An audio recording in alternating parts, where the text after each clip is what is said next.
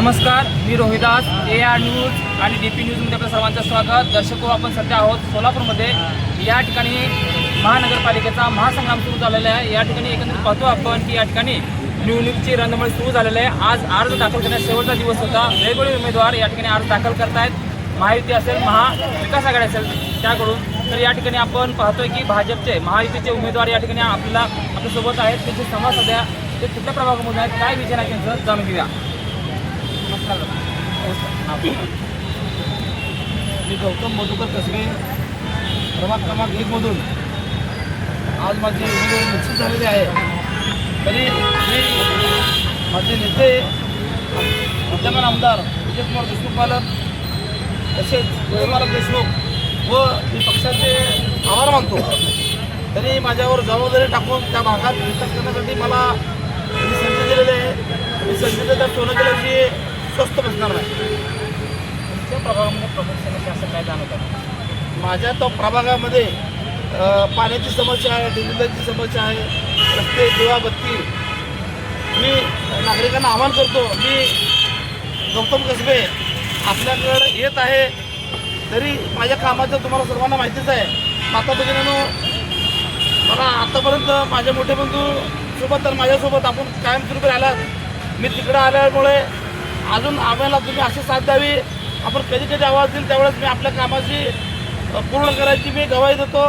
काम करत राहणार. भागातल्या पक्षाचा मी कायापलट केल्याची शांत स्वस्त बसणार नाही. ती मी जबाबदारीनं डॉक्टर बाबासाहेब आंबेडकरांच्या पुतळ्यासमोर मी सर्व माझ्या माता भगिनींना भगिनींना मी आवाहन करतो. त्यांच्यासमोर कोणाचं आव्हान आहे असं काय वाटतं? आता आव्हान तर कसं आहे, मी काम करणारा कार्यकर्ता आहे. मी गेली 18 ते 20 वर्ष झाले. माझे मोठे बंधू दशरथ भाऊ कसबे असतील, मी सुद्धा गौतम कसबे असेल, तसेच पूर्ण माझी ही टीम असेल उभारलेली. त्या टीमनं 18 वर्षात जवळजवळ सर्वधर्मीय सामाजिक व्यवसायाच्या माध्यमातून 750 सर्वधर्मीय जाती विवाह सोहळ्याचे आम्ही आयोजित करून आतापर्यंत विवाह सोहळा करून दिलेला आहे. तसेच आमच्या भागातील गोरगरीब कष्टकरी माता भगिनीच्या आरोग्य शिबिर करून जवळजवळ 20,000 लोकांचा आम्ही एट ए टाईम शिबिर भरून लोकांची सेवा केलेली आहे. तसेच आमच्या भागातील गोरगरीब विद्यार्थ्यांसाठी शाहू महाराज यांच्या जयंतीनिमित्त DK मागासवर्गीय समाज वतीने दरवर्षी सालाबादप्रमाणे आम्ही 5,000 लोकांचं शालेय साहित्य वाटप करतो. 200 विद्यार्थ्यांना दत्तक घेतो.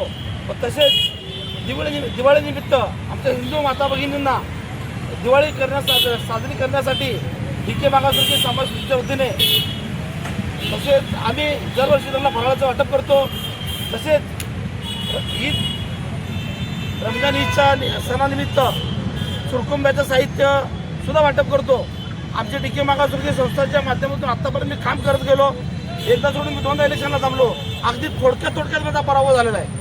त्याच्यामुळं मी एक निष्ठेने आणि आमदार विजयकुमार देशमुख मालकाच्या श्रद्धेने मी राहिल्यामुळं मला आमदार साहेबांनी आज संधी दिलेली आहे.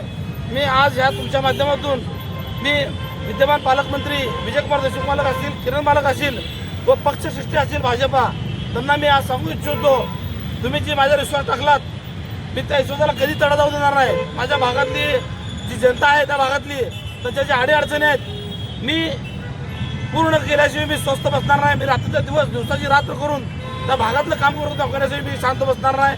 जय भीम, जय भारत. गौतम कसबे, तुम आगे बढ़ो, हम तुम्हारे साथ हैं.